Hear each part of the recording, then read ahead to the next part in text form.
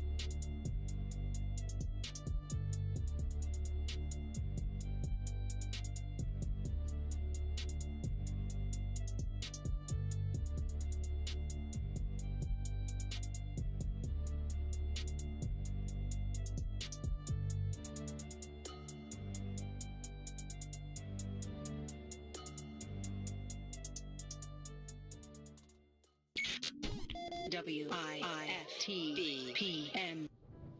We wake up every day to these tests as we strive to be great, and they keep coming, but we gotta persevere, y'all.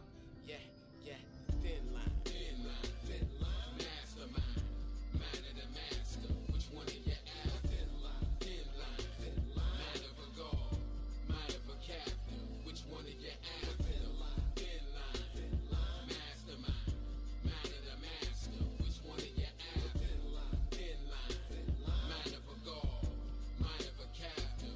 Every minute I fight with lethargy, striving to be godly, with an intelligence quotient exceeding numerology. Scholar body honorary, school of prophet alum, anthropomorphized lessons so I could become the heartbeat of righteousness. The everyday fight to pump the blood of kings, breathe the breath of life, moving up like Confederates in Yankee territories in the 17th century. But it's a thin line between divinity and iniquity. Mason Dixon hitting and complacent decisions, division between symptoms of a phenom and a psychopath, gifted and asinine. I won't erase that vertical line on an incline that divides them. Climbing out this box in my mind, it's like having altitude sickness on alpine expedition. Genius vision never fixed in on the deck below. Focus on elevation where others never dare to go. And brainiacs ain't contained in that receptacle. Incredible creative energy becomes perceptible. The cerebral can be an evil alter ego or true pal, and you shall become legendary and futile. Development of a god. I sleep between dates on the calendar. Can't escape a date with a challenger. Now that's a blind date in the field division, but my other senses reveal I'm winning. Yeah. The thin line, mastermind, mind of the Here we go. Hey, we go. Thin line. What up? What's what happening? Up? Hey, what's up, man? Welcome to the green side of things. I see you, man. Welcome. It's Listen, Sadeek. It's Cassiopeia. What's happening? You out here stunting, though. What you mean? You stunting. So on Tuesday, you came with your plant-based African sweatshirt. Right. Now hoodie. you got the green plant-based African shirt. It's the green side of things. That's not on the website. No, but I got a dope designer though. Do you know who my designer is? I do. Do you know who my designer is? Yes, she's amazing. Is she's she? like the most amazing person on the planet. Matter of fact, in the galaxy, Oh, I didn't mean the all that. multiverse. I didn't mean all of that. She is she is a constellation. Wow. Okay. Wow. Yeah, and Wow. a queen. Wow. Wow. And a great down to earth person. Too. Oh, okay. Yeah, yeah. She's so modest. But my But what Yeah. she does not have, what does she not have? the sweatshirt Okay. or the green t-shirt. I have the original tee. See, you got the throwback. You got the original. I do, Yeah, but absolutely. I need No a doubt. fresh green one. I'm with you. What's It's up, coming. Jared? Jared, what's happening, brother? What's up, y'all? Happy New Year's again. Happy New Year. Happy New Year. It's so good to see you. See y'all as well. How's Yeah. the plant-based journey going for the first The month? January, the jump off. Yeah, January. Yeah, jump we're off. gonna talk to a brother in a minute who was he's a station viewer. Yes. And he joined he started January 1st on his own. He Then when I did. said, because of the new programming schedule, we pushed the start back date a little bit. He was like, man, I'm already 10 days in. That's so what's up. we're going to talk to Brother Shaka Strong. Yes, y'all know Shaka Strong. He's out there in the what's in it for the black people media landscape. Yeah. Yeah, no doubt. So Huh, we're going that's to talk to cute. him. Media Landscape. I heard it. Yeah, I caught it. no Catch it. doubt. I got it. And then shout out to Soul Vegan. Shout out to Soul Vegan. Yeah. Because inside of our plant-based African January jump off group, Uh-huh. they've been, Yeah, getting yeah. people some healthy, amazing, Absolutely. tasty meals. Yeah, I still some haven't got mine. alternatives. You still didn't get yours? And I had a whole dream about like Soul Vegan and me getting my food and then me getting dropped. What Like, happened in they the- said that they weren't gonna give it to me. They were like, we decided not to do that. Like real talk, in my dream, that's what happened last night. Oh wow. We had to talk about that. Yes. Yeah, that's not good at all. I need a dream interpreter. So listen, everybody, we want you to come on in the room. We want you to like Comment. and share the broadcast. Yes. So like, comment, and share. We've got a great show in store for you today. Cassie, what's happening with the Black Mall before we jump in? Man, we're super excited because we're getting more and more vendors on our website, like Plant-Based African. So you can go to theblackmall.com, click on our marketplace, and be able to shop and get your plant-based African tea. And you can also get so many other great things like shea butter. You can get, I got this new sister in there that's got some floral sage. Oh wow, floral sage. Right, I love and it, they're right? pretty dope. Yeah. You can get, healthy like sanitizers and stuff. okay. You can get clothes.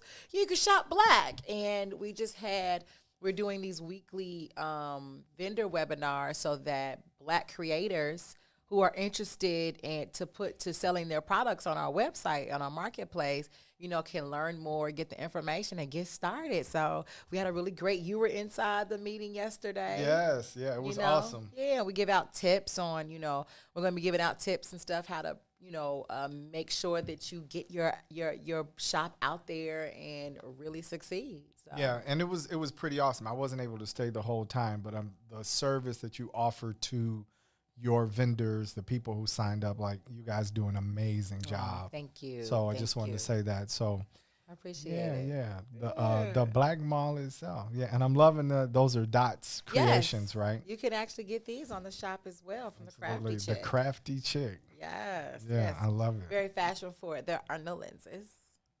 Yeah, This is all it's about all fashion. It's all about fashion. Yeah, I gotta my have faves. Jared. I gotta have lenses, or I start knocking stuff over. You keep those lenses on. Well, you can get these and wear your contacts. The only way they found out, this is how they found out I needed glasses. I was in 3rd grade at Beasley, and What year? don't worry about that. 47? Don't worry about that. 47. I'm not even. No, I'm gonna talk to you because you're my man, but don't worry about it. It's coming back. So I'm in class, and prior to this year, the teachers, because my last name begins with C, I was always in the front of the class. And so I had a teacher who was like, we're not going to do alphabetical order. We're going to move the desks around and put you guys in different, you'll meet different people. Because when you travel the same grade and everybody does alphabetical, like literally, you can spend years, you're always by the same people. So she switched it up, and I ended up in the back of the classroom. And my grades went straight to hell. My mom was like, you went from, they didn't have A's and B's at that time. It was E's and G's. Dang, you were still on the E's E's and G's. Yeah, so I went from all E's to like G's and maybe an S. And my mom was like, oh no, absolutely not. So she came up to the school and she's like, I need to know what's going on with my son. And the teacher was like, I don't know. He was doing great. Yeah. And so after talking, and this is why it's important really to like have a relationship or your parents be involved in your schooling and all of that, because I wasn't wearing glasses, but I'm nearsighted. So if I'm anywhere within 8 to 12 feet, I can see it perfectly. Yeah. You move me beyond that, it's over. And so they figured out that it was the movement of the chairs, and I went to the doctor, the eye doctor, At and no came back with point glasses. did you ever just say, when you were sitting in the back, hey, I can't see? I didn't know I couldn't see. So you were just making stuff I up. was just used to that was my eyesight. I thought class had gotten a little more difficult, but because I never had glasses, that was just how I saw things. But what I'm saying is, what you saw, though, wasn't clear. I didn't know it wasn't clear. You get what I'm saying? So you thought you would see a 4, and it might be an 8. Right. Okay. Yeah, I didn't know it wasn't clear because I had never had the contrast. She'd be like, class, 10 plus 5, put it on your papers. He was like, 4 plus 6. No, if she said it, I could hear it. I didn't have a hearing problem. Well, I had a sight problem. It's written on the board. Yes. She's writing 10 plus 5. You're like 4 Right. plus 6. So 8. And you're like, every time, 10. She's like, no. So 8 15. 8 and 3 would be a problem. Anyway, so that's how I started wearing glasses. So bottom line is, I've got to have lenses. That's actually Shout what out happened to my son. That's his story. That's how we Shout found out to the crafty chick. I got to have Shout lenses, out. though. Yeah. Yeah, no Just doubt. but you could put contacts on. Yeah, I tried that. It's all good. Oh, you're not a contact person? I am. It was, actually, I do like them. It's just a lot of, because at that time, yes, management, where are they? You can't sleep in them. It's like, just wear my glasses. Because you're a good guy and you follow the rules. See. Oh, if you don't follow the rules, my it's much simpler. Could care less. He just keeps them in, just dry. He just like showers in his eye, like wet them up, and then just keep going. Okay. Y'all had to share that with me. He's actually gotten better because he scratched both of his corneas twice in his life. Well, that's what I don't want. I don't want to scratch my. You get what I'm saying, Chad? Keep being a good guy. Right? Yeah, I'm gonna stay on the good guy side. He's definitely a good Keep guy. my cornea unscratched. He's done it twice. Yeah, that might explain why he leaned to the side when he runs. His cornea is scratched. You'd be like, no, I'm teasing. So is my man in there? Do you see him? No. Let's see. Shaka? What's happening? Shaka, where are you, brother? Brother Shaka. Because he's always on in the comments. Always on. We got to get you He's on in out the here comments in now. Oh, wow. Shaka. Oh, Steve said you can definitely sleep in contacts. Okay. All right. Well, I mean. Well, not disposables. Yeah, right. That's the whole thing, right? If they're made from something else, you can sleep in them, keep them. I don't know. I just keep my glasses on. But Steve said you can definitely sleep in the contacts. So we will see. So did he? You see him yet? Shaka, where are you, brother? I mean, unless there's a refresh button, we want to talk about the jump off for a second. Nope. Are we out there? Nope. Okay. All right. Well, maybe we'll bring him in towards the if he has time toward the end of the show. Yeah. Because I'm ready. So I'm actually a little dismayed today. Yes. Okay, I know. We had a little debriefing beforehand. Tell them why you're dismayed, Sadeek. I think yesterday was a bit much. I think yesterday was a bit. You all really need to like, comment, and share because according to my timeline, Hold on, I need to see black what the people are were in saying. fantasy land yesterday. Ooh. First of all, let me say this. Well, we know I'm dismayed. we know that black people love a celebration. We don't care whose party it is. We don't Okay. care why they're partying. It does not matter. If it's a party, we in there. We Okay. in there. Shaka says that the link says waiting for others to join. I don't know what that is. Do you see him? I don't see him. I don't see him. I don't know what's Okay. happening. Do we need to resend him the link? I can Maybe we resend him need the to link. let's send him the link. Get that, give me the email and I got it. I got you. I got it. Yeah, for some reason it's do we want to take a small break? Let's take a break. Let's get Shaka queued up and then we'll move on there because I really want to discuss why I'm dismayed. But let's discuss the January jump off. I think it's important. Okay. All right. Then we'll get into it. So Yeah, we'll get into it. I know black people love a party, but I mean, my goodness. Pearls and Chucks, really? That's where we are? You're a Sagittarius. That's where we are? You'll be a little fixed to be a Sagittarius. You gotta have some fixed. That just energy means you inside can't you. define me like that. It's so, Don't be trying to. Everybody does that. no. Listen. Sagittarius are supposed to be mutable. And Yeah, move I'm back and mutable. I'm forth, mutable already. But you got some fixed energy in you. Yeah. It's like when stuff don't go the way that No. it's I planned, know. You be like, take a break. I think it went. Yeah. Yeah. Never mind. Yeah. Is he in there? No. All right, let's go to break. We'll see you all on the other side. Give us a few minutes. Introducing your trusted source for high-quality black emojis, better known as Blackmoji. We believe black is beautiful, and that beauty should be reflected in the digital market. Now there is an app that does just that, starting with Black Greek letter organizations. Blackmoji D9 offers more than an emoji app. It is a cultural experience of black excellence. Download the app in the Apple or Google Play Store to access a specially curated catalog of emojis representing the Divine Nine. Use the emojis to celebrate Black Week events, acknowledge current events, support social causes, and learn about esteemed Black Week members who blaze the trail of Black history. A portion of every subscription goes toward a scholarship fund specifically for members of Black Greek letter organizations to help keep the legacy alive. Download the Blackmoji app today.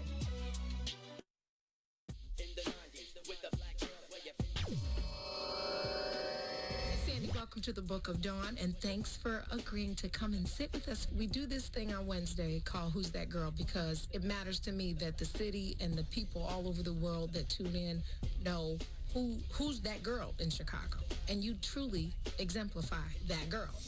Friend of mine, we went to Dunbar together, Jermaine Anderson, shout out. He was the general manager of the Godfrey. He was looking for a food and beverage director, and I had given him a referral, and he's like, yeah, you're next. And I'm like, Jermaine, stop it. I'm not moving. I'm happy where I am. When you talk about getting outside of your comfort zone, I was so comfortable where I was. I was scared, I was anxious, but I called a couple of people that I usually rely on, industry biz, and I was like, okay, all right, I'm just gonna trust the process. And I went over to the Godfrey, just sitting and looking at the property that is now I.O. Godfrey. Before it was I.O. Godfrey, I'm like, oh my God, this is gonna be a game changer in the city. Absolutely it was. I'm assuming that Jermaine is a brother. Yes, he is. Yes. Is that the Godfrey and that hotel system? It seems like they're a little bit ahead of themselves in equality and hiring. Yeah. Because to run a property in that neighborhood with that kind of atmosphere, I just don't know that some of the other brands, I don't want to call them out because I can't say it factually, would take those risks with people of color. Right. The excellence and creativity and leadership that you were born to do in hospitality platform is really the core of who you are.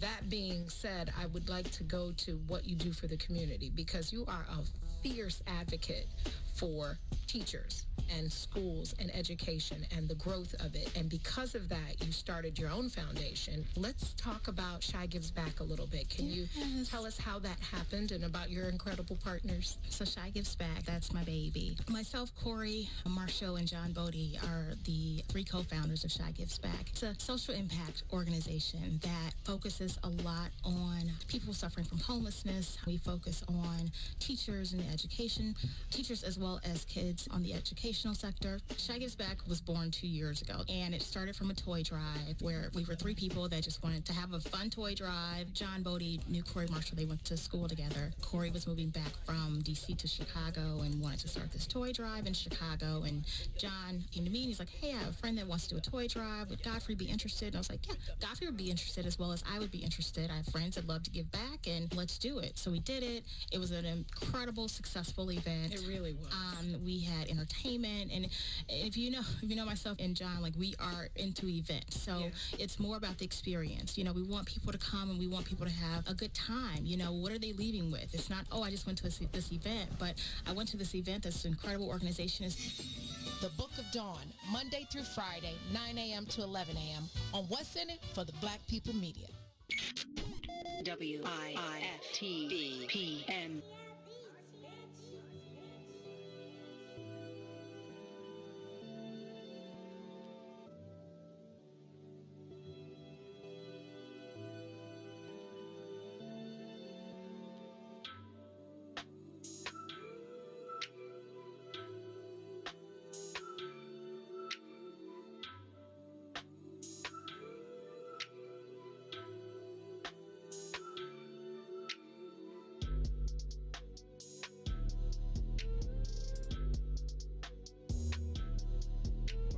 Everybody, welcome back to the What green up? side of things. Sadeek. And Cassiopeia. Yeah. We took a brief break because I was being immutable, non-flexible. I was being 50, and Cassie was being 40. Proudly. Yes. But yes, we it's are funny. back nonetheless. So I was saying that I was a little dismayed. My man in there? No, he's not in here He's yet. not in there yet. Okay, all right. No. We trying, y'all. We having a little technology. Yeah, but let's kick off this convo about But these chucks and these pearls, But though. look, read that. Like they in Okay. the back room talking Who to is each other. saying Why I can't am we? on? We talking to each other. Yeah, we can't see them. So I don't Jared, know. why can't we see them? Yeah. You can't see the people. Yeah, but they say they're in the waiting room talking to each other. It's okay. We're gonna keep going. Yeah. That's weird. Did they use the new link that I sent or the new email, or are they going by the one that you sent earlier? That might be. That might be it. There might have been a new link that was created for I just today. sent them both. I said try the new link in your email. So Okay. we're having fun. But okay. So I'm a little dismayed. Yes. Mm-hmm. Why are you dismayed? I mean, how did you feel? I'm just saying. Like, I'm So- dismayed because I think that it was over the top, celebratory, and I think that that's how we literally get our behinds handed to us when it comes to practical matters, because we are extremely symbolic and we kind of lack substance. Oh, yikes. We lack substance. So I'm halfway there with you. Okay. I think we are definitely a symbolic people. I think we're definitely a celebratory people. I don't think we lack substance. Well, let me clarify that. Yeah. I'm not saying that people aren't substantive. I'm not saying that people don't have meaning. I don't saying that people don't mean well. But when you look at the overall numbers, we talk about progress, we look at policy, we look at what's happening in America. I don't see anything to celebrate. I Well, guess is my let me. point. I do. Okay. I do. I think 2020, right, was tough. There were a lot of changes. There was a lot of acknowledgement that did come from 2020. Unfortunately, it did come from, people. There's nobody in here, but it did come from people, having to lose their lives, right? And I did see changes in. I saw changes where it came to at least in the business world. Okay.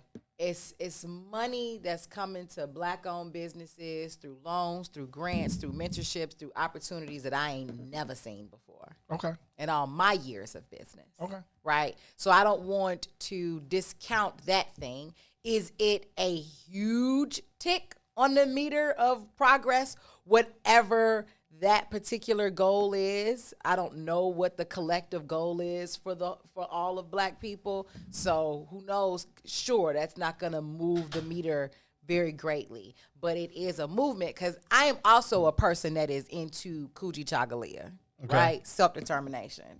So I could care less who's I was getting ready to partying, say you need to say that. who's celebrating. Shoot, I'll celebrate all of that because I know about the work that I need to do, and I know about the work of the people in my circle are doing, and how that is helping with the progression of our people. Okay.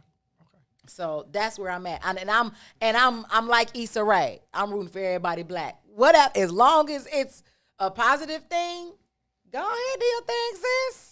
Yeah. I got it. I just, I think part of the feeling is it's like growing up with my mom, right? Like, plenty of but at the end of the day, you got to do your homework. You got to learn how to read. You got to learn how to write. You got to sit at this table. You got to, and I think that it just looks like a similar, what's the word I'm looking for?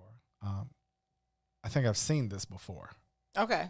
You know what I mean? Yeah, like to try to and they're elected and we did this. Yeah, I think it's very similar to surface. Obama or similar to Kennedy. And so and then now people what they experienced with Obama, right? Great symbolism, great guy, great speaker, all right, but policy wise there was buyer's remorse.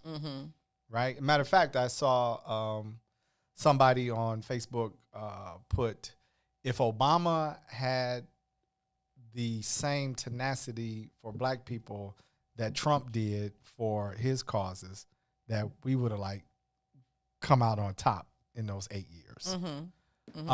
So just, it feels like it felt like a setup, I guess, if I could put it that way. You know what I mean? Cause my timeline was literally filled with Chucks and pearls. Yeah, absolutely. Yeah. And so I'm like, okay, gym shoes and necklaces. Gym shoes and necklaces. Right. And I get it because she likes to wear Chucks. Yeah, and she's an AKA, so we got the pearls. But I'm like. So for me though, I'm an optimist. I also understand.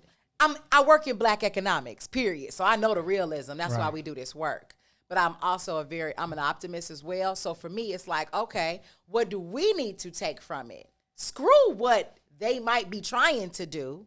If they are trying to pacify us, all of that, we have the tools to be able to not be pacified and be able to still take what we can from it. So there's the aspect of, right, Alpha Kappa Alpha is now been boosted. And because of the other support from the sororities and fraternities, they have gotten boosted again as well, which then also brings you to, academic excellence, seeing it through, the networks that you gain from being a part of these organizations and sororities and fraternities and being able to build with them. For me, let's push that forward. Okay, let's push that forward. I got it. But and then I'm an optimist definitely too. Don't want us to be sleepy. We don't need to get sleepy. No, but I think that part is up to us. Well, I don't even think it's them trying to pacify us. I think it's us pacifying ourselves. Like, so for me, okay. You know what I think that is? I think that could be trauma because it's too, right? It just happened, right? So we need more time to see. We always say that. Or it could just be, okay, we notice that this is something that we've seen this before. We get Right. all excited and then we lose steam and then we get off and then we go back to sleep. So now that we're talking about it, hey, celebrate, don't get sleepy. Okay. Stay on top. Stay working. We still got lots of work to do. We still got to make sure our economy is in order for us. We still got to make sure that our health is in order for us. We still got to make sure that we are educating ourselves on our history, on our culture. You know what I would have all liked of to have that. seen? What's that? Her grab a black shoe designer. We don't own Converse. We don't own Converse, but Michelle Obama was laced in all black everything. I'm not talking about Michelle Obama. But she's a part of it. And she Yeah, was a part of but that timeline nobody, experience. no, but not Chucks and Pearls. Michelle Obama was not a part of Chucks and Pearls, and Well- that was so. Yes, I appreciate Michelle it. Obama. Michelle Obama Yeah. was well. Okay, so yeah, she had on a black. She always. Yeah. I won't say always, but Michelle get her hair done. Black designer, She heavily whatever. pushes black. The young lady from business, Chicago, period. now, Yeah. right? But I'm addressing Chucks and Pearls because that's what my timeline. There was some Michelle crashed the party. She always come in like a boss. Like She's a boss. That she's a boss, right? Okay, Right. all right, got that. But I'm just saying that in terms of economic development, all of that, like it just I it got felt one for y'all. it didn't Well- it didn't feel Well, for me, that's where it's like, well, then let's us do the work, because there is a black-owned shoe designer that has shoes. They got like RBG Chucks. okay. They're not Converse brand. They're their own brand, but they're made in the same fashion. Right. Right? Right. So, So- let's I would have preferred to, and not that you can, control that. I just don't want us to lose a handle on the larger issues, Right. in terms of celebrating the moment. I don't want, everybody's talking about making history and okay, right? Okay, it's a blip. And then the question is, what history are you making? Because Yeah. I also, I live as a post-colonial sovereigntist, right? On sabbatical That from was European a lot. culture. That was a lot. Jared, what does that mean? Post-colonial sovereigntist. I think I need to ask Google. I love Right. it. I love it. So I get it. I get it. I'm in this frame Nationalism. of mind, right? I'm in this frame Nationhood. of mind Mm-hmm. that, these points in history, right? We've got these points. So yesterday it's like we're making history, but we're making history inside of what? We're making history inside of colonial history, right? Because whenever you use the term first, there is no way on the planet that the Yeah. first people here could be. We're always Yeah. right. So when you It's say the been- first, Yeah. right, you are immediately tying Been yourself, African women doing boss shit man, for, forever, for right? millennial. Right. So when you say Yeah. the first, you are immediately, whether you know it or not, you are subconsciously tying yourself to the bottom of a slave ship. When you say the first, because that's where you are beginning your history. There is no such thing. I literally was in a car with a brother, and it was an intelligent discussion and talking about college educated men. He was like, man, Nelson Mandela was the first black president of South Africa. And I was like, how do you get the black man being the first anything in South Africa? Unless you literally, right? Because Black History Month, and this is a whole I bigger, mean, but it's that a whole is the bigger truth, discussion. though, because there weren't presidents then. They were called whatever they were. Yeah, right. So- I got that, but I'm saying that's not what he meant. You could say it's the truth, and he acknowledged it, that he had never thought of it like that. That's not what he meant, because mentally, a lot of our history starts in the slave ship. And when we discuss Black history, we discuss American Black. Like we leave a whole, like we leave 80% of it. We discuss the last 500 years as opposed to the thousands I think that's a that preceded that. I think So the I was just start going big- to the yeah. history point, okay, Yeah. the first, and she's the first everything. Yeah. Black, Indian, Jamaican, Chuck wearing. Like she's got a lot of firsts, right? Like Chuck wearing, I can't with you. no, really, seriously, because this was the conversation yesterday. Like it was like really 8 firsts. You know, she's the first one to be 5'9", the first black woman, the first Indian Jamaican woman, the first Caribbean. What's it called? When you come over, immigrant. Immigrant.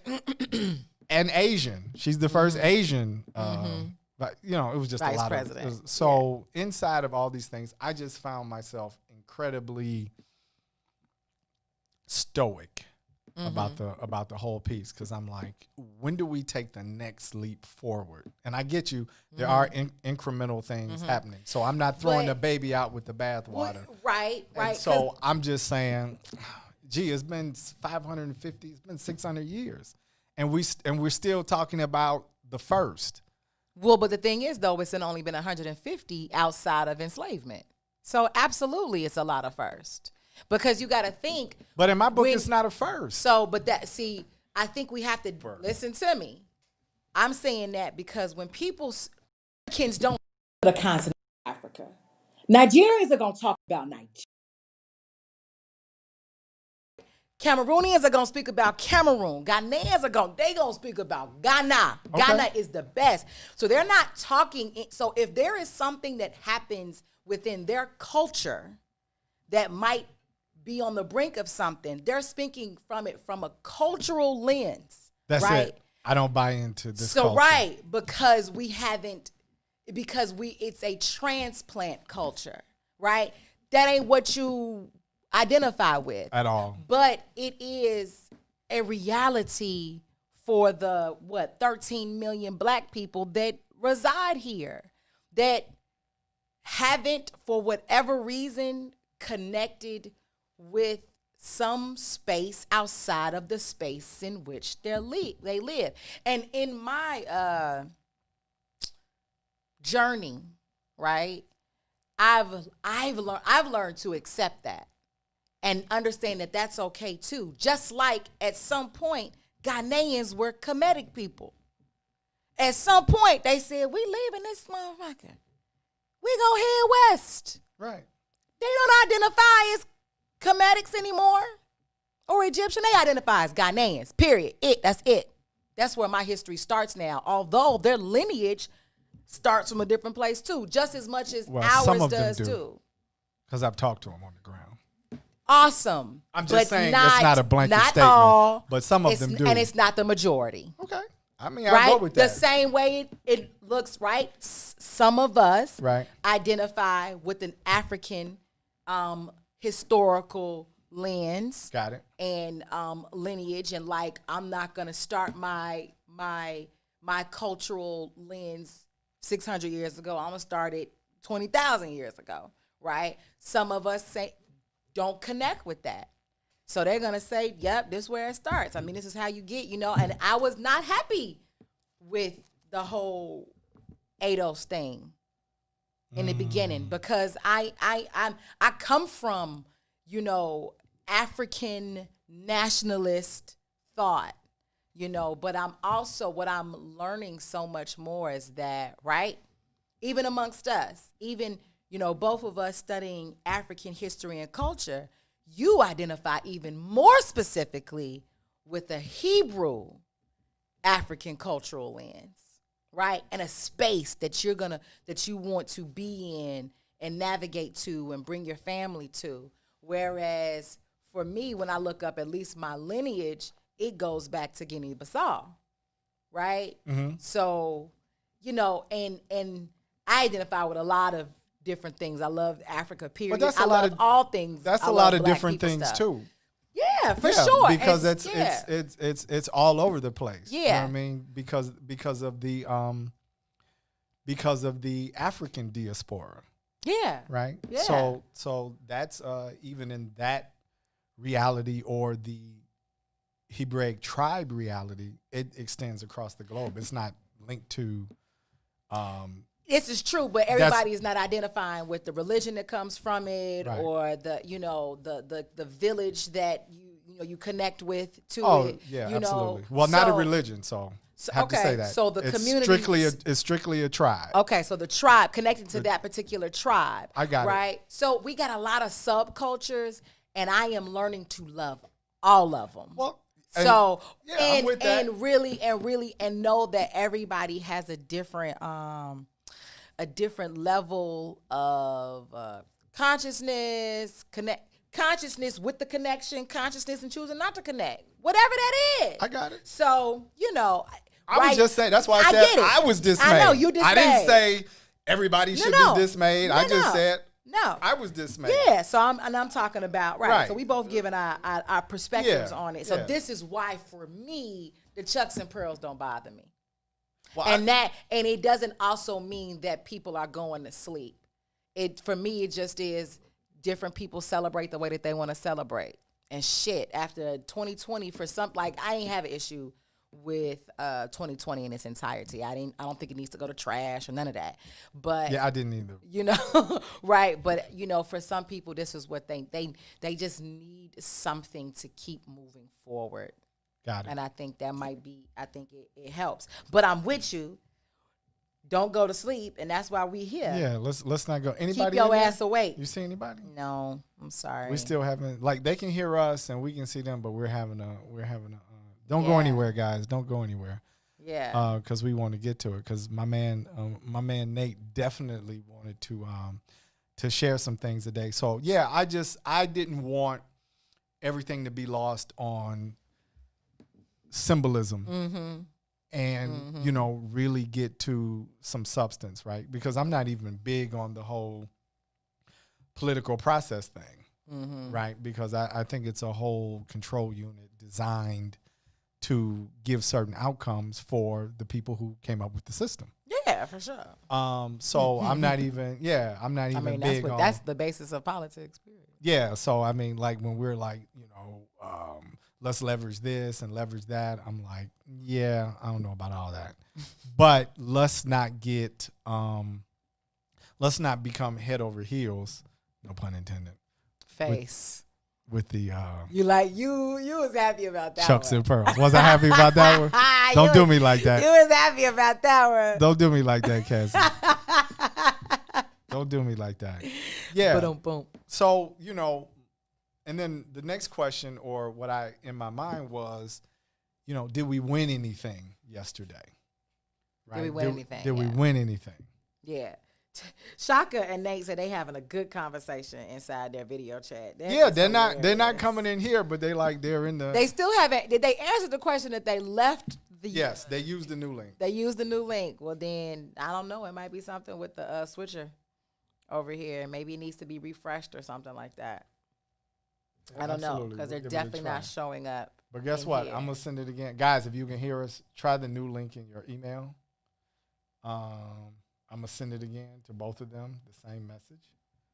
And I'm not going to call for a break. I'm going to be mutable like water and just flow with whatever the situation dictates. I'm trying to read what Tiger Lily is saying because she saying? always in here doing her thing. I love her. Yeah, I said. Yeah. Tiger Lily, type it out because we both having a hard time. And yep, I enjoyed it. She enjoyed it. Something she enjoyed. Okay, what you She enjoyed the girl? Chucks and Pearls, maybe. Okay. So this is. Can I read something for you? Yeah, and I want to ask the people: did y'all what did y'all do? Were y'all a part of it? Were y'all celebrating yesterday, or were y'all side eyeing? So put that in the comments. They had T-shirts. Literally, they had. For sure, Chuck said. Now listen, don't now. No. There's But some my question economics is, inside no. of that. My question Yeah. is, who We made the shoulda made. T-shirts? It looked like it was a bunch of different sororities that did something. Okay, that's right. Yeah. So that's cool. Or but sorority members, or somebody just understanding to, capitalize off of the. Let me tell you why I'm sensitive to that. I'm pissed that I didn't do it. Right, me too. You need to be. I need to cut it at. But look, Yeah. I went to the Lorraine Motel. A lot of you guys put in share in the comments if you've been to the. Did I tell you this story? Nah, man. I went to the down there, Lorraine it was too Motel. much. Right, so you walk through they got the last room. I think they got like his last cigarette, and you can see the room and all that. So for those of you that don't know, inside of the Black history in these last 500 years. The Lorraine Motel is where King Yeah. was shot. So Assassinated. anyway, I went to the Lorraine Motel.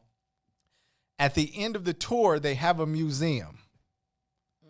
I asked the manager, the black manager, not a museum, they have a gift shop. Were the T-shirt, everything, King, let's celebrate, black this, were they black vendors? What do you think the answer was? No. No black vendors. So if you went and you bought something and you feel good, like you should. You did not support. But you did not, so we that- need and to that's- put some and he's pressure on glad- them. Absolutely. Actually, I'm gonna tell you our story. Dre and I went down there, and we actually didn't go in because of the sister that's across the street. I'm sure you saw her. She's I out probably there had to. every single day. What did she say? She has posters and everything. She's been out there, I think, since he was assassinated. Because I think GE owns the exhibit. Yeah, it's definitely some. Yeah, It's some big one of those big corporations. corporations. So she's out there and she tells people pretty much what you're talking about. The how family gets none no of money. This benefits Black our people. Yeah. And so she puts up. She got a whole book. She sits on the opposite corner, right in the purview. I saw her. Of it. Yeah. She's sitting down and she got a bunch of big. Is she posters. still out there? Because this was years ago. We went. We went there in 2018. Okay. So she was out there then, at least 3 years ago. And I mean, we didn't go in. Okay. Because of that, we were like, well, no, we're not going to support this where none of us are benefiting, and it's just probably some big white corporations that are benefiting off of his death. Man, G. So, okay. So to me, right? Yeah, let's just not go to sleep. I know we celebrating, and it wasn't like I was going through people's messages like, how could you Chuck and Pearl it? I was just like, that's where we are. Okay, Chucks and Pearls. Steve Jenks said the lady in the tent. Lady in the tent. Okay, you saw her too, Steve. Yeah, Dave Fuller said that he's side-eyeing with you. Right. Come on now. Okay. So tell us how y'all really feel. Dorethia said she's side-eyeing. Right. Come on. Dion said that he's been there. Steve's been there. Thad was like, that's crazy. It's crazy, G. Like the T-shirts with black people on them, the antelopes, the Lion King, like everything That's in real. there. You know what? That's a pressure push. I'm glad. That might be an initiative. And when I asked her, she said, "No, none of these are black vendors." I literally felt depressed. Yeah. And we didn't buy anything. Bought nothing, not a pencil, nothing. A portion of those proceeds need to be going And to they the don't. King's Foundation. They don't. To They this don't. family's foundation. Right. And they should also just get some money. Gee, they murdered the man. Anyway, okay. Yeah. All right. So let me read this to Because, you. the room has been untouched, right? That's why his last cigarette is still there. Right. Because, they literally. And I don't know if it's the actual, but they say I've that heard some of the. that's what they say. They It's like, say yeah, it's the actual right. whatever, but. Because okay. the car is out there and everything unmoved. So here's his car. These are statistics from the United Nations Development Program, right? And this is the type of thing. So when we're considering like what happened yesterday, I know everybody's happy, not everybody, but I know according to stats, 50% of the nation is happy to get rid of Trump. The other 50 isn't. Right. Black people, 98% of them are happy to get rid of Trump. Yeah. Like 2% isn't or whatever. Yeah. Okay. This is the stuff that bothers me. The difference in wealth between the world's richest and poorest people slowly grew over the first 2/3 of this century. In 1960, an explosion began. And between 1960 and 1989, the distance between rich and poor doubled.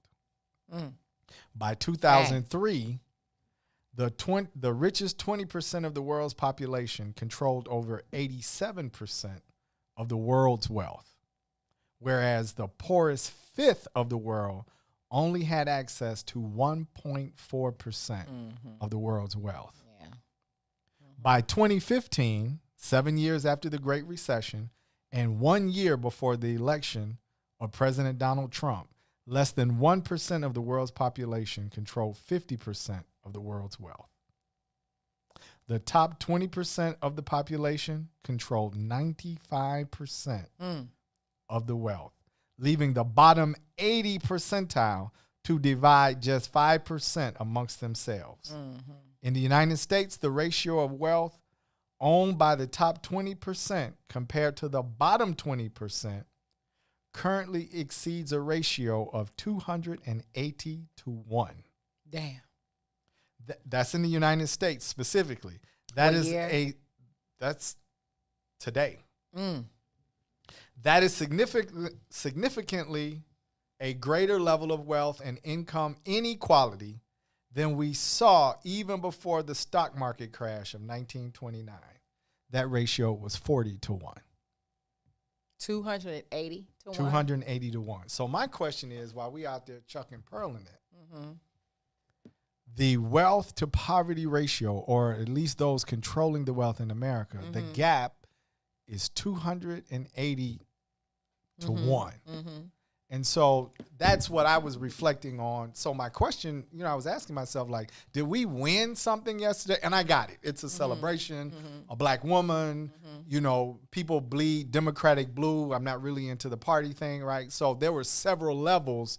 And I think a lot of people were just happy to get rid of Trump. Like I saw a lot of, the memes with the moving van pulled up to the back of the White House, Trump being thrown in the garbage can.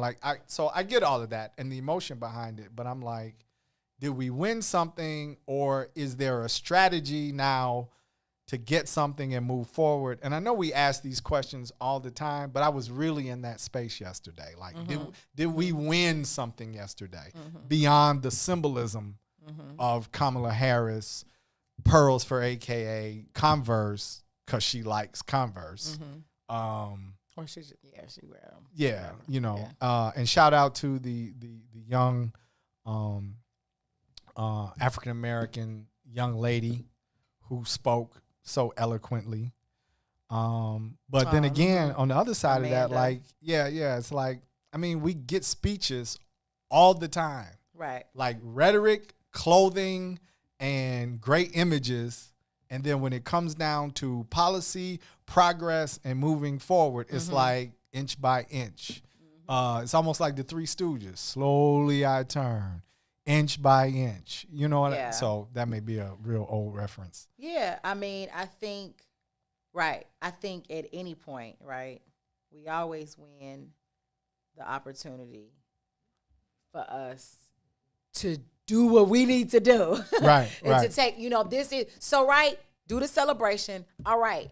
Let's get on Everybody, let's really get on it, be more informed. Let's learn more about this politics and what we can do to benefit our communities. I always say start with the local I believe you have to do that. Yeah, you have to start locally. Know your aldermen. Right.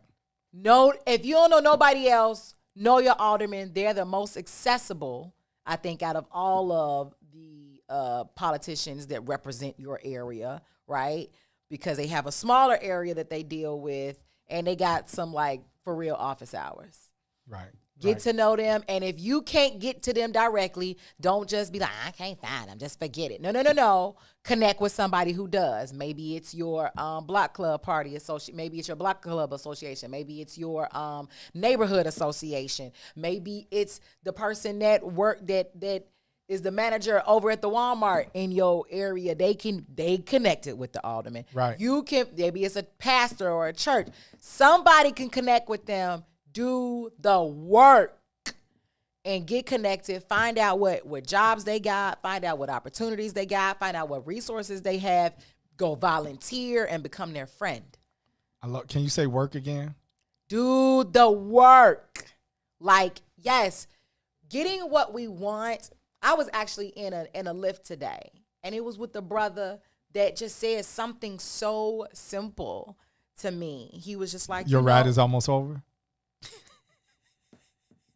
No. Oh, He was a talker. He was excited about right. having a Well, that was rider. simple.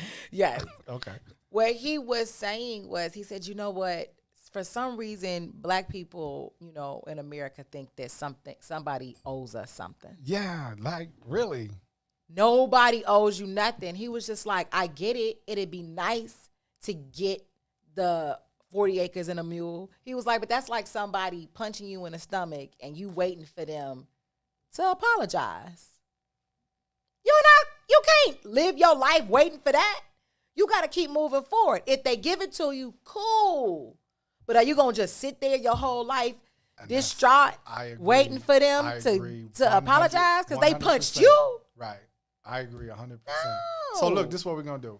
We actually have to take this break. It's the top of the hour. Right. So we're gonna take this break. We're gonna check in with our two guests who are somewhere in the Phantom Zone. If you, Dion, you'll like that reference. If Steele is out there watching, we're gonna check into the Phantom Zone, see if our guests are out there.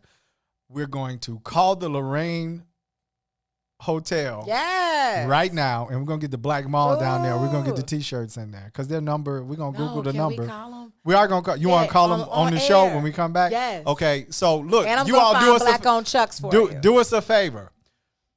First of all, we need you to like, comment, share the broadcast. We're gonna really get into this in the second hour. But if you want us to call the Lorraine Motel and their gift shop on air, drop us a line in there. Yeah, we're going to call them and see if we can, how come they don't have black-owned products in there. And we're going to get our guests. We're going to come back, and we're going to talk a little bit more about not falling asleep and using this to our advantage as opposed to just being a dot in history or a symbolic Let's go. Let's do that. So listen, like, comment, share. We'll catch you on the other side of the break. You're on the green side with Sadeek And Cassiopeia. We'll see you after the break.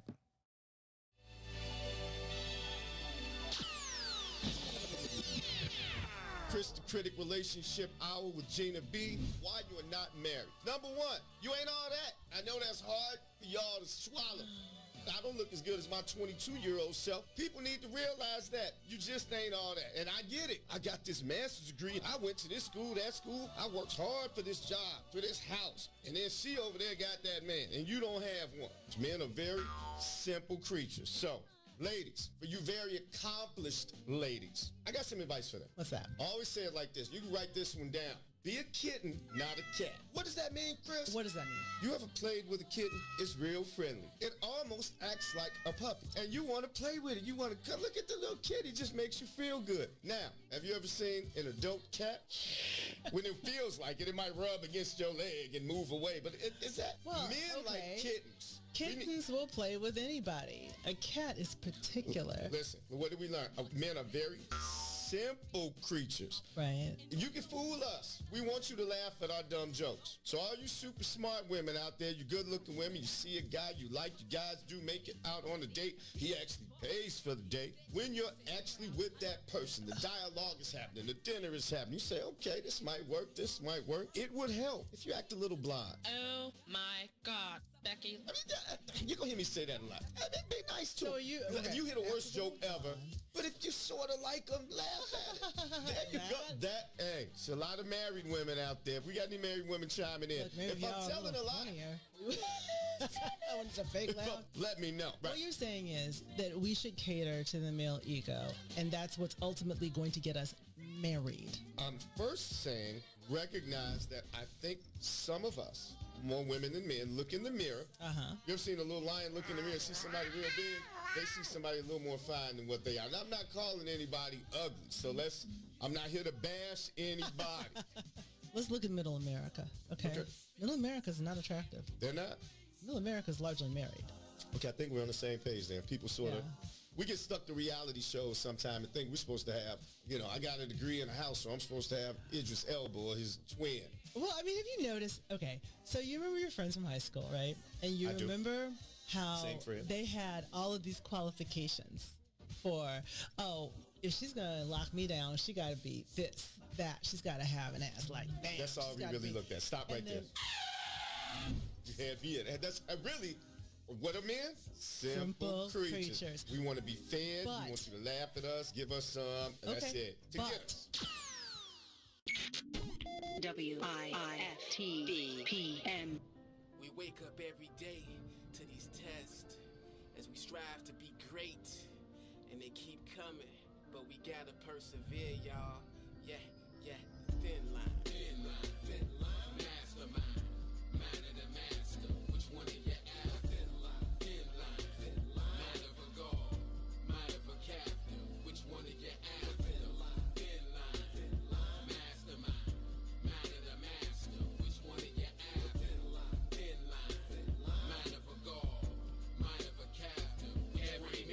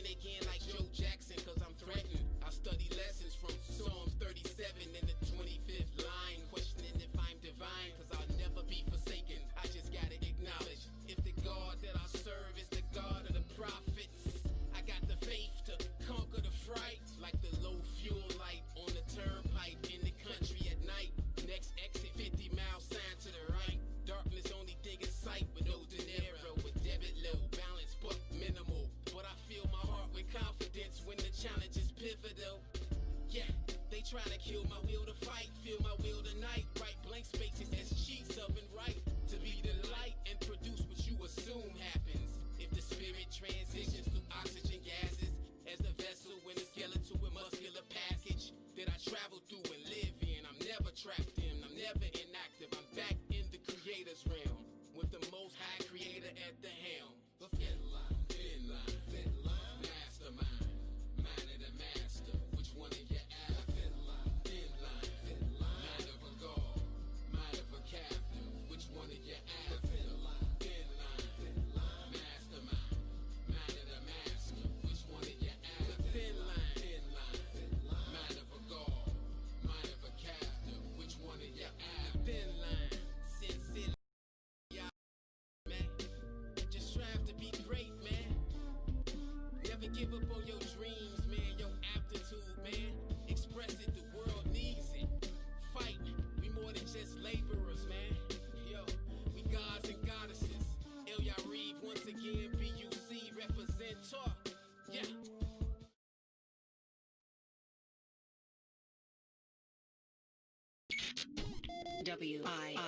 WIFTVPN.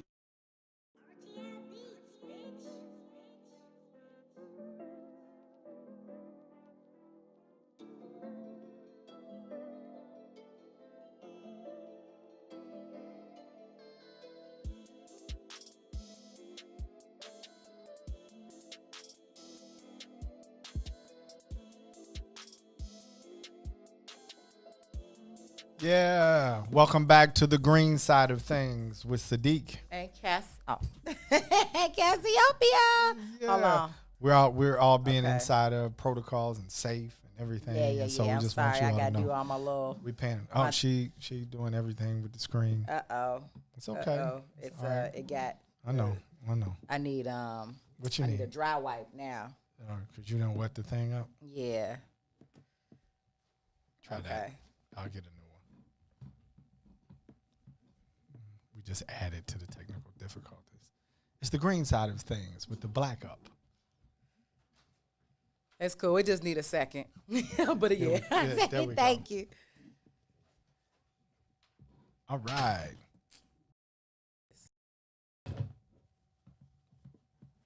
Is that better? Can't see us. What's in it for the Black People Media? Out of this hour, and Cassie is working on everything. She's getting it squared away. Bow, we're back. I love it.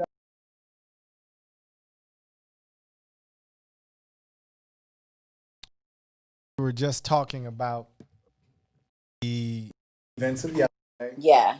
The inauguration of Oh yeah. Joe Biden. The chucks and pearls.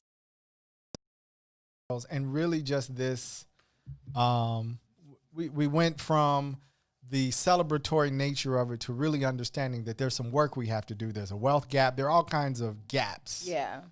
Right. And we have to continue, you know, I'm more of a self-reliant type of rather than, you know, beat the system down. Kind of like the, you punched me and now you waiting on me to say I'm sorry. Right. Like that kind of a thing. But we want to develop some initiatives. So we talked about coming back out of the break that we were going to, dial the Lorraine Motel. Yes. Which we did. And we have the number to the gift shop. Yes.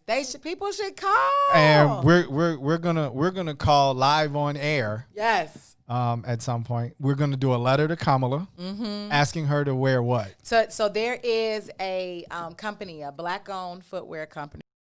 Okay. Nagast. Okay. Nagastfootwear.com. I'm gonna put it in the chat. Okay. But they sell all kinds of, sneakers that they create, and they have their first line. Well, let's not do this. Let's do this. Let's not take it for granted that she's not watching. Oh yeah. Yeah. So okay. Kamala, we're gonna ask you. We're gonna send Kamala, a letter. I need you to go to nagastfootwear.com. But we know she watches What's in It for the Black People. She does. And get these chucks because they're original. So they had a lot of products. We had to kind of like dig deep on their shop page. Right. Because that's their original shoe was this chuck. And it was an RBG chuck at that.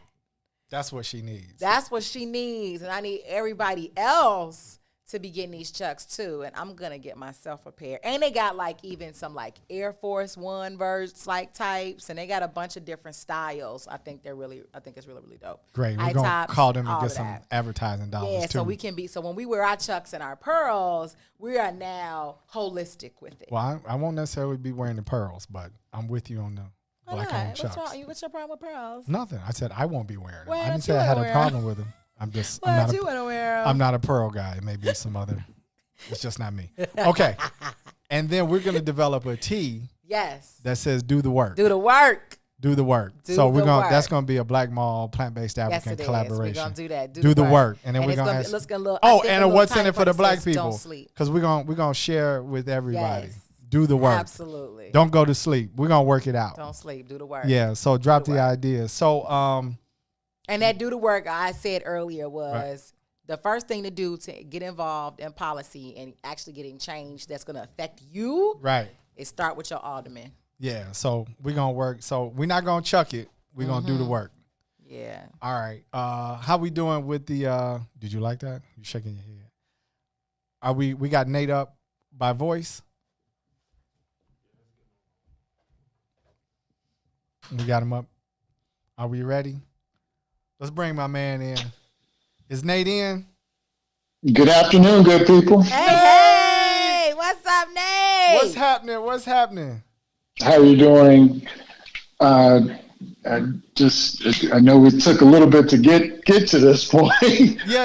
With the technical difficulty, but happy to join you guys. Yes. So How listen. you doing, Cassiopeia? How are you? Let me Good. run this down real quick. Nate's got like a 80-page long bio because he's just that dope. But Nate is a husband. He's a father. He's got 2 children. And he is a Chicagoan, although he lives in the suburbs right now. So we'll talk about that later. But if you are 50 and under, you remember Nate as the second half of the brainchild of Phil and Nate. And if you went to any of those parties, Nate was the Nate in Phil and Nate. What's up? The ski parties, like all kinds of, like they did stuff all over the U.S. So I wanted to get to the real. But Nate's got a real, you know what I mean? Like DePaul University, Harvard School of this. And he's got all of that, but he's feeling Nate. I don't know if you know. Like Some of y'all got married because of them. Some of y'all drank too much at one of those parties and never got the liability and no. So back in the 2000s, like around 2005, 2006, Nate, I had my company worked with y'all and y'all parties for a minute, and we used to help supply the promotional ladies. Let's leave that part out. People always be taking, they came. Y'all was the liquor girls. you may want to expound upon that. Right. No, they actually weren't the liquor girls. They were just there to be cute. Oh, okay. They were hostesses. Mm-hmm. They were hostesses. Yes. And so Yeah. I had a dance team called Flawless, but we would do background dancing, we would do choreography, and then we would do hosting. Right. And so we did that. But I worked actually really closely with like one of y'all other partners. Dang it, that was a long time ago, and I can't think of his name. Was it Mikhail? Right, Mikhail, yes. Yeah. Yes. So now that the reunion has happened. I know. I'm so excited. Phil and Nate, they I put never a lot got of people. Chance to talk to Nate. Well, now you're talking to Nate, but we got more things to party to discuss. So Nate, we're talking about the inauguration yesterday, and I want you to give us how you feel, because I asked these questions. I sat on my couch, and I was like, is it just symbolism? Is there any substance? This whole pearls and Chuck thing is bothering me. Did we win something yesterday? And more importantly, is Black America going back to sleep? And so talk to us. What are your thoughts? How did you feel when you were watching the TV yesterday? Well, Sadeek, I think like most black folks, anytime we see one of us ascend in any position, there's immense pride, and that's natural. But I think you use two words just now, symbolism and substance. I think, Black folks need to, in the post-Obama era, need to adopt the substance over symbolism mindset. Mm-hmm. And so as I'm watching, the inauguration yesterday, it was kind of a closing of a chapter that, was quite frustrating over the last 4 years for many. But I think, ultimately, the name of this radio station, what's in it for Black people. Yeah. If you look at the last 50 years, I think, and we really take a microscope, there's a lot of void there. And so when you look at our institutions or lack thereof, and the needs the real tangible needs that we have, I think watching the inauguration, that's all that was going through my mind. What are going to be the tangible results? What are the tangible benefits that Black people will get out of this? Of course, there is an admission that we, quote unquote, delivered the election once again to the Democrats. Mm-hmm. So with that admission, with Joe Biden saying, white supremacy is an issue, what does that mean for Black people? Mm-hmm. And so I didn't have my Chucks on. I didn't have my 20 Omega pearls on. Come on, I wasn't rocking any of that because I think we have to be laser focused, and this is a business transaction. Absolutely. This isn't a game. Yeah, so I was definitely in a similar space, right? And so I get the whole, if you see somebody ascend, it's, we feel good about it, right? It doesn't elicit bad feelings. Mm-hmm. But Nate, as you are aware, I actually wrote a piece where I give space and thought to the fact that racism is most effective when it feels good.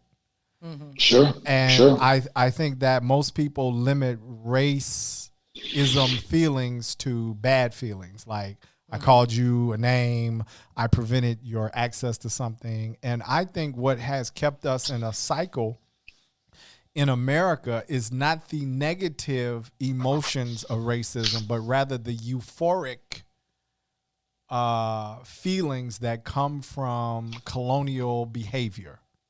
Mm-hmm. And so those euphoric feelings keep us in a cycle of, it's kind of like dangling the carrot in front of the carrot never comes, but because you see the carrot and it elicits certain endorphins that cue certain things in the brain, it keeps you in a cycle of, we're keep hope alive. It's a slow process. Like we say the same stuff over and over and over again. And I'm just like, okay, where is the business transaction? When do we get down to business beyond the symbolism? So. Yeah. So I think, to your point, we have all these phrases, but what is that? Right. And so my response to that is that's media. That's media driving those messages, whether it be your officers of white supremacy who are propped up, and I won't mention any names, but they look like us and they're put in front of us to make us feel good about the current state. I think what's different, though, is we got a paradigm shift now, and so this radio station is part of that paradigm shift. Mm-hmm. You are talking about unapologetic media that is focused on making us not feel comfortable, right. And so that those endorphins come because you feel comfortable. You feel comfortable in your captivity. So I think we have to do a better job, much better job than we did from 2008 to 2016 of feeling comfortable and making Black people comfortable. We have to ask the hard questions. What are the tangible benefits? how do Black people benefit from this? Where are the policy decisions in the next 100 days? I've already heard from folks who are saying, this is day 2, Nate, relax. No, we're not relaxing. We're going to be on this administration's bumper from day 1 until we can get the demands that, were promised. So I'm so glad you said that, Nate. Get the demands that we were promised, right? And you said earlier, what did we win, right? So then my question is, and then also, Nate, you mentioned that this is a business transaction, right? It is. So now I think, asking the question, and this is not to be combative whatsoever. So I want to be very clear. I want to be very, very clear. I'm very serious right now. Okay. Yeah. If this is a business transaction, then we need to have a business plan, right? So what do 100%. we want? 100%. So right. So when we ask that question, it's almost it's passive aggressive because it's the setup for the fail, right? It's the showcase. See, it's still some bullshit. Which it could be. No, I think you're right. Right. 100%. But now that we see that, right, that we're talking about that, right, what do we want and what would a win look like? So let's stick a pin in that because I think you are. So I don't think that's okay. No, I think that's exactly what we're talking about. And then if we roll it back, I think that I don't think this is something that Mays, Ruthie, and Todd talk about all the time, right? And especially Mays, who's been in politics forever, right? Okay, what are the tangible outlined wins? Because how do you know if you win if you don't absolutely if you don't know what you want? If you don't know what you want, right? So I'm on the same page with you, but I think, okay, so how do we define those? Or, and I'll throw this to you, Nate, are we too fragmented to even come up with the 5 wins? So the answer at present, yes. And so I think we have to be honest about that. I think we have to understand that we don't have the requisite unity within the community, within our mindsets. We certainly are unified in, the feel good stuff, right? If I saw everybody with their pearls and chucks on. Exactly. Yes, we get, but we're not on code. And let's be clear, being on code is understanding what those tangible benefits are and why they matter more than anything, and why your vote matters, right? What are you voting for? How to even use your vote. I think we've gotten better on a local level. But when you're talking about, and my submission, here's my submission, the national stage, we're not necessarily ready for, because we don't even have an organization that I think Black people can even trust to push an agenda or want to put trust into an organization to push an agenda. So there is an agenda. There are several agendas, by the way.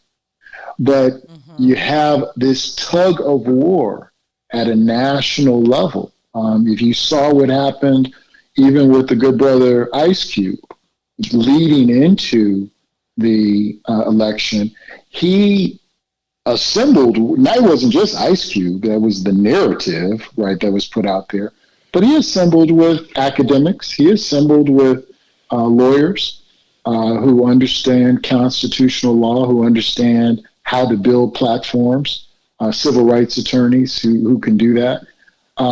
He put forth a plan and was demonized. How dare you? So I don't think we can get, it doesn't matter what plan there is. Maybe the Congressional Black Caucus, if they have a platform that they can advance, that'll be progress. But honestly, I think there are some things that we have to do before we can have huge expectations. at the national level, there's some things that we have to do, blocking and tackling. One, getting on code, and that's media. I can't stress how important these types of platforms are in that. Because with these types of platforms, you can make demands from this platform, right? Absolutely. Your listenership are following you. You're an organization. So while we don't have a N double, cricket letter type of organization that you can point to, or a national Black Congress per se, that's going to have this agenda, you can make the agenda. You're sitting here advocating to Kamala about a Black-owned gym shoe apparel organization. That's using your voice. So I think in the next 2 to 4 years, that's probably how Black progress is going to be measured. Who are the loudest voices? Mm-hmm. And you got to keep the pressure. You got to keep the pressure. But that's how we're going to get tangible benefits on the national stage. There's another game to be played at the state and local level, though. So let's do this, because I see Cassie's her brain is boiling. I love it when she made about 18 different faces. She was like, so I love when it wasn't even in that way. It was rethinking. My wheels. That's are what I turning. said. Your brain is burning. Yeah. Right. Yeah. I love it when Cassie's brain is burning. So look, we're at the half hour mark. Nate, stay with us. We're going to take this break. We're going to come back because I want to ask you a little bit more about getting on code. There's certain phrases I think that we can dive into, and you talked about the whole media piece, and you unraveled it a bit.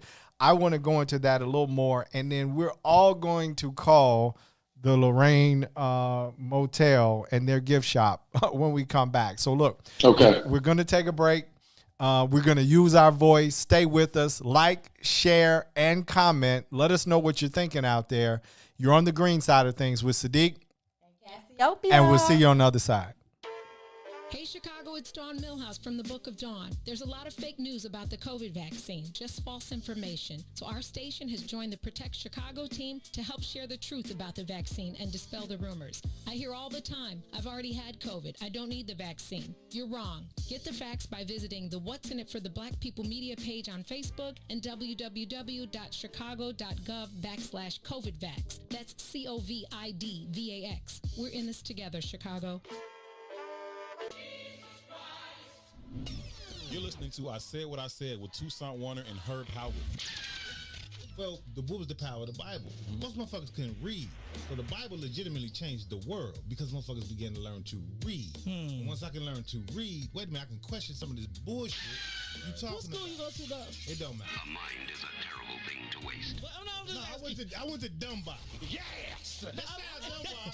Oh, it's good. People disrespect the city schools. This Chicago. And I'm a motherfucking genius. And that's on period. Shout out to the mighty man. Nah, I'm just playing. But seriously though, think about it though, right? The Bible legitimately changed the world, right? What's up, good people? You're listening to I Said What I Said with Toussaint Warner and Herb Howard live on What's in It for the Black People Media, Monday, Wednesday, Friday, 1 p.m. to 3 p.m. WIFTBPM.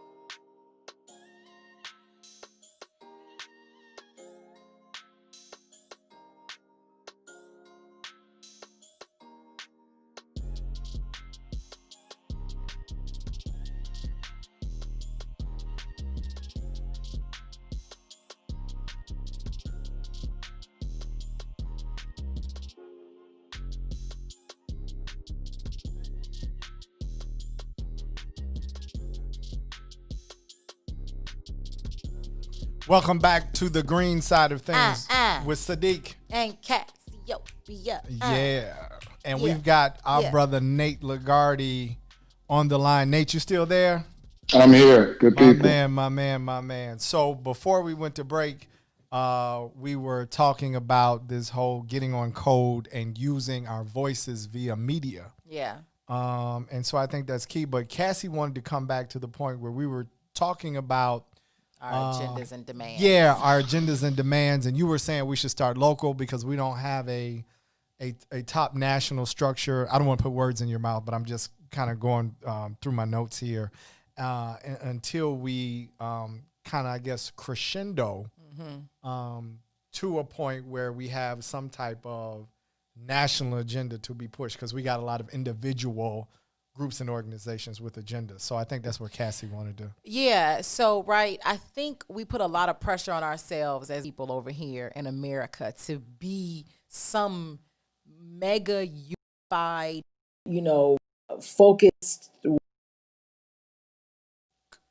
group or body. And I think that is ridiculous.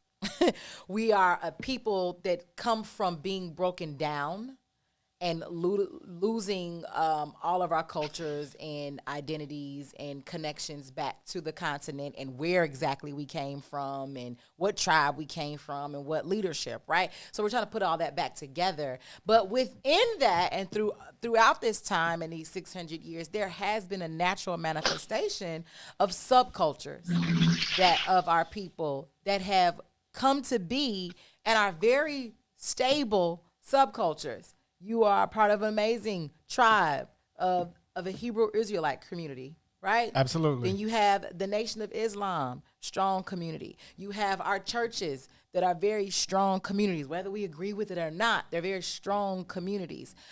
You have, I think, even inside of our Divine Nine, those are strong communities. So I think if we empower all of the existing organizations that are stable and doing this to go ahead, push out your agendas. And if you're a new one, start with your agendas. Put them out there. We don't need to wait for some arbitrary collective black voice to say it's okay.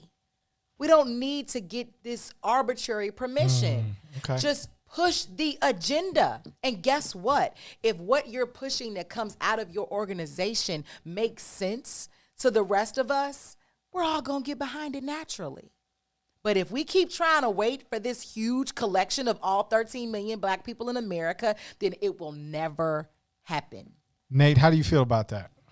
Well, I 100% agree. And just to be clear, I think that's what I was trying to say about, Ice Cube and the contract for Black America, because, he's not, there isn't a organization there. Like it's not, it's this one person who's trying to advance an agenda for Black people. Yeah. But he was shut down, and then you have to ask why he was shut down. But to your point, there isn't going to be this umbrella organization that is overarching and comes up with this master strategy. We would be fools to wait for that to happen. Now, I do think we should work succinctly to make that happen, right? But we shouldn't wait. There's a tremendous opportunity here. So we've been told the executive branch, both houses in the Congress are under Democratic leadership. We are responsible for that.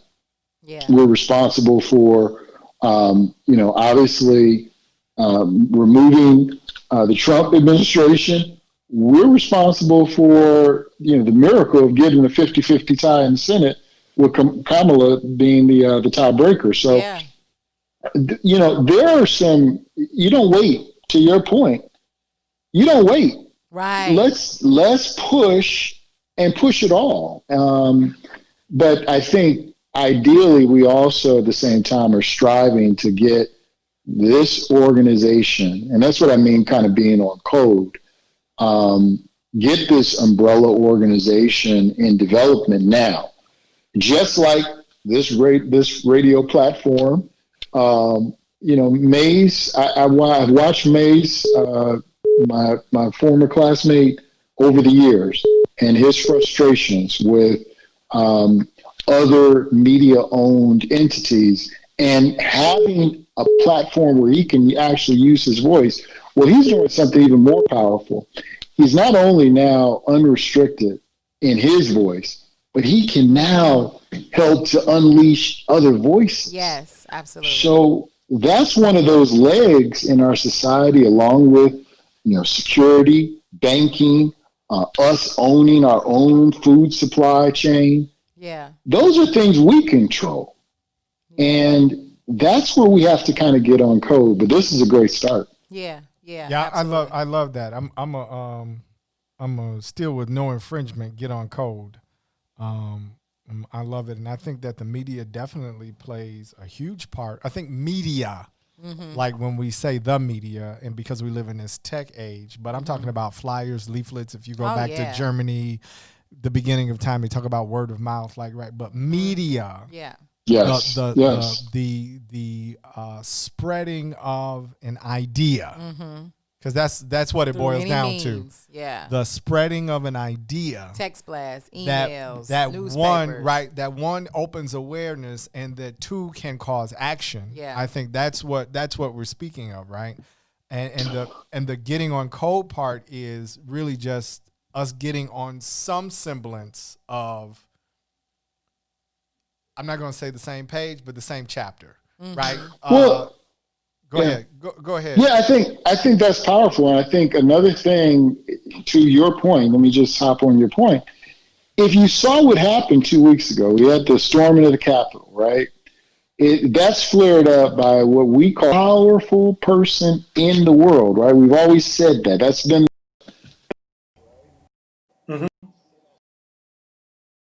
happened the very next day. Twitter shut them off. Facebook shut them off. The media was reticent to have him even come on or show him live. He was shut down. His voice was shut off. So if that's the most powerful man, and that can happen to him, what happens to us if we don't own our own voice? Right. So when I say get on code, we are doing that. It's a slow process.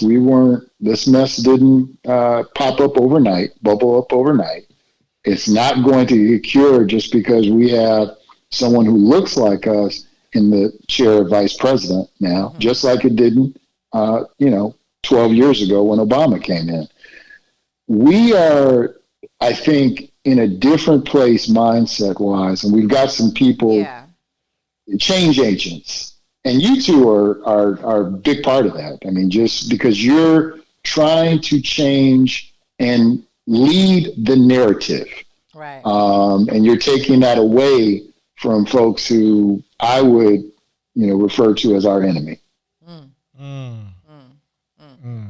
Now, how do you define, because I'm always curious about this, because in Black culture, a lot of times we use the term the enemy.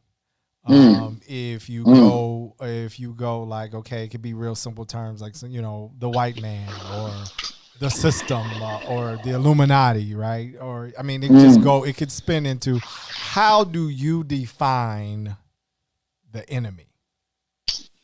Well, I think anyone who is trying to uphold the structures of white supremacy, I define them as the enemy. So the enemy could be black? Absolutely. Okay. I want to clarify. Say that one more time. The enemy has been black. The enemy has been black. I got it. I mean, I'm on the same page with you, but Cassie's saying repeat it again. Repeat your definition again. Oh, the enemy is anyone who's trying to uphold the structure and the system of white supremacy. Uphold. Okay, it sounds like you uphold. said oppose. No, uphold. Okay. Uphold. Uphold. Okay. Uphold. Right. Cassie was like, I'm the enemy. No. Yeah, no, anyone who is trying to reinforce, stabilize, keep the status quo, that's the enemy. And so getting on code is understanding that is a very basic definition, right? and either you're on one side or the other. So Nate, I got to jump in here because I have a huge question. Yes. And because I think for a lot of reasons, I think we tiptoe around this. Go ahead. Because I love your definition. I think it's I think it's accurate, right? Any one person or thing that would uphold a system of white supremacy and oppression. But I think that we have an issue. Cassie's got an issue with the definition, but I think we have an issue with skins versus shirts. And so if I don't know in this era, but of course I'm in my my late 30s and I grew up in the 70s, right? And so don't do that, Nate. Don't do the math. Yeah, don't do the math. Don't do the math. But we're both showing our age because you keep calling it a radio station, and we are nowhere on the radio. But it's all good. I was gonna let it slide till you start laughing. But thank you. But I grew up in an era where, in order to tell which team you were on, because we couldn't afford jerseys, somebody was skins, and somebody was shirts. And I don't think we do a good job. I think for a myriad of reasons, call it trauma, even down to family stuff, right? Your uncle that was a molester didn't get thrown out the family because we don't do a good job of skins versus shirts or pointing out and being definitive about who's for us or against us. And there are a myriad of reasons. I just don't think we're good at it. So when we use, even in your definition, or we use terms, I think we are horrible at who's on our team and who's not. I think that it's more pluralistic, and I think it can become emotional. I think it can just become a web of mess, quite honestly. I think I know where you're going, maybe. But this is my only, I think response to your definition, Nate. I think you're profound. So I just want to say that first. But don't turn your lip up, Sadeek. Thank you. Shout out to the brush, Coleman Love over here. Anywho. Oh boy. Yeah, shout out to the men of Omega Psi Phi. Yes. Thank you. So the only thing is, for me, I'm going to start here. An enemy is anyone that wants to bring hurt, harm, or oppression to me or anybody that I love. So, of course, that includes my kinfolk, my family, my friends, my community, my nation, right? My only issue is the specificity of white supremacy within that definition. I think it gives them too much power. And I think that I think we miss the other enemies that can come into play by being so laser focused on white supremacy. I can feel you on that. Because again, it keeps it alive to me at the same time. Like, I actually cringed when you said the white man, because I grew up in that household, and they come from, that's a time period, and that's I'm like, that like every time I hear it, it actually uplifts them even further. Screw them, you didn't get that much power. Well, I think there's a balance, and here's and I think that even spirituality teaches down. I think there's a balance. Because I'm not going to oversimplify the fact that white supremacy is very real. Well, that's what I'm talking about. That's not what I'm doing. But in order for it to die, we have to do something to constantly kill it. And I think if we can't kill it by uplifting it at the same time. I agree, but where is the line between uplifting it and acknowledging that it exists? Because you got to say it. Right? It's like when I was having a conversation with my son, I didn't say white supremacy, or I didn't say the man, but I said, based on the climate in America, because he's at school at Purdue, in, I don't know, the town is majority white. The school is majority white. It's huge. It mirrors U of I, where I went to school. I said on Wednesday, You stay your Stay black in the behind. house. Yeah. Like I had to have a conversation, right? Because it may be Yeah. some loose cannon looking to do whatever as they inaugurate. Yeah. You know, because the white people not wearing the chucks and the pearls, right? So they might be looking for something. And so where is the line? Because I totally feel you, right? There are other things other than white supremacy, although I think that's a big umbrella and covers a lot of it, that we might miss if we're laser focused on that. And I'm not talking about uplifting them but I'm talking about the acknowledgement, the tangible, intellectual, spiritual reality that's what this system operates off I don't of. think it's a spiritual reality, but Oh, it's definitely a spiritual I think reality. I definitely think it's a. Anytime you what they make call God it- white, anytime you make God white in a book and Jesus is white. But that's not spiritual. That's man-made. Oh, okay. The Oh, spirit is well, something but for different. some people, So, that's spiritual. So no. That is Well, that is in your that is a definition. personification of what you think is spiritual. I agree with you, So- but I'm saying some so people call that it as hits spiritual. on religion. Okay, It- religion, it, yes. It hits on religion. It connects to it. I think that everything is situational. To answer your question on the line, Right. please. I think every conversation is situational. You had to do what you needed. You needed to say what you needed to say to hit home for your son and his safety at that moment. I'm talking about in a generalized definition. Okay. White supremacy ain't my own motherfucking enemy. Period. They're not getting that much power from me. But inside of this particular situation or that particular situation, yes, white supremacy might be the enemy at that point. Another enemy could be somebody in your family. Let's talk about that enemy. That's The what I other mean. enemy That's was what I'm saying. Right. That's what I'm saying. Right. I'm just not gonna say the enemy is white supremacy, and that's the only thing that's the enemy. I got it. No, but I so think that's to your, it. if I could maybe just clarify, just to differentiate, because I think Cassiopeia, you're speaking at the individual level and individualized enemy, and there are many, right, that may have nothing to do with white supremacy, to your point. But when you talk about the enemy on a holistic, and this is what I mean by getting on code. So as Black people in America, Black people, period, white supremacy is a structure that is overarching in this country, overarching in this world, and that is an enemy, right? It's a multifaceted enemy.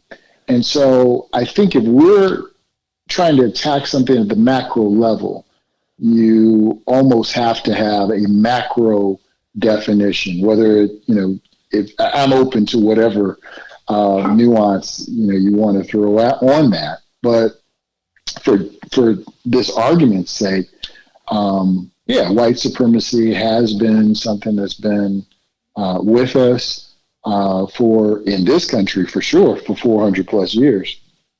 And that, I think, will start to help us begin to have a dialogue about the different things that we have to do to combat that enemy or identify who those enemies are. And I love the shirts and skins analogy, because identifying who's on your team and who's not on your team is extremely difficult. And so I think if we identified who was on our team yesterday during the inauguration, I'm not so sure people would have the shirt, the pearls and the chucks on. I mean, just to be perfectly blunt, give the sister some time to prove it, but don't just put your guard down and say kumbaya. There's nothing. I saw memes with Rosa Parks. Obviously Martin Luther King. I've seen memes with Malcolm X. I can't give these politicians that type of credit. Not yet. You got to show them something. No, Right. Yeah. But I understand I understand the pushback for sure. So Nate, look, they're giving us the high sign. We got to get out of here. Like you and my, I just really want to shout out both of you.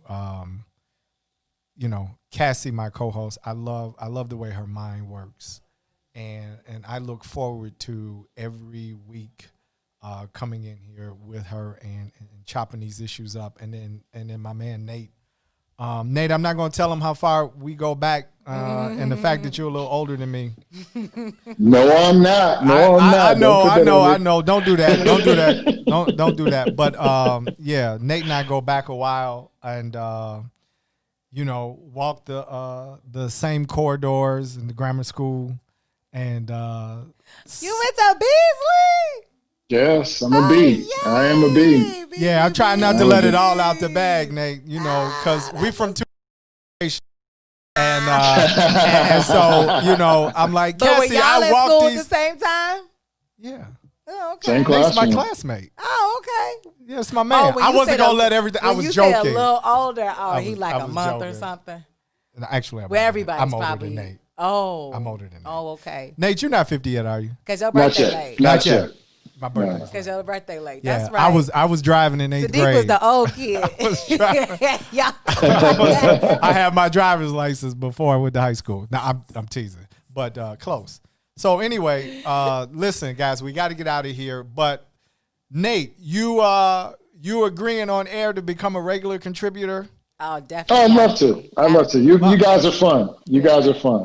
Hey, we love it because this is a never completed cycle, right? We got to Yeah. continue to. I'm gonna steal it. We got to continue to get on code. Yeah. Right. We have to continue to move the conversation forward.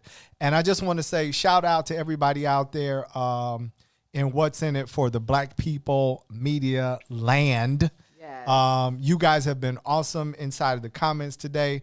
I wanted to say to Linda, because I think she's watching, drop that vegan taco information. Put it in the link right now. She's got vegan tacos. Drop that in if you're still on. I will shout out to Shaka. We're going to grab you on Tuesday. We got a great show coming up on Tuesday. We're going to discuss a more balanced side or sides of the vaccine. We're going to learn the difference between the two that are out.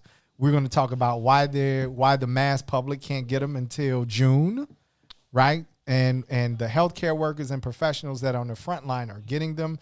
They're posting, they're talking about it, and we're going to have a frontline worker who is involved in Atlanta in a hospital that is filled to capacity with COVID issues. So we're going to have that conversation on Tuesday. Nate, you're agreeing to come back. We love you. We appreciate you. Thank you so much, man. Absolutely. It's been a pleasure. I look forward to talking to you all soon. Wonderful, Yes, wonderful. And then to our audience, and I'm gonna let Cassie have the final word and take us out. Guys, dial the people at Soul Vegan. Dial them up. We're gonna put the number. You're gonna do that. I was gonna say, talk Soul Nate. Vegan. Shout out to Soul Vegan. I'm still waiting. I hope my dream does not come to life. Nate, take this number down, man, and call Soul Vegan and tell them that you heard about it on the show. 773 494 5768. 5768. 494 5768. Give them a call. Tell them that you heard about them on the green side of things. They are really doing the healthy side of food, and they help us out a lot in the January jump off. 30 days being vegan or being plant-based. So we appreciate Soul Vegan. We love them. Yes, and get your Excellent. I give them a call and give them a shout out. Give them a shout out. They got you. sample packs and everything. Tell them you were on the show today, and they should have a wrap or something for you. Okay. Yes. And the Black Mall moment is everybody going out and getting their Chucks from negassfootwear.com and then atting Kamala so that she can get. We're gonna do it. On Tuesday. We're gonna all have a little. We're gonna have a little social media party. Yeah, we're gonna do that. And then we gotta go. All right, you Yeah. all. Green side of things. We'll see you Tuesday.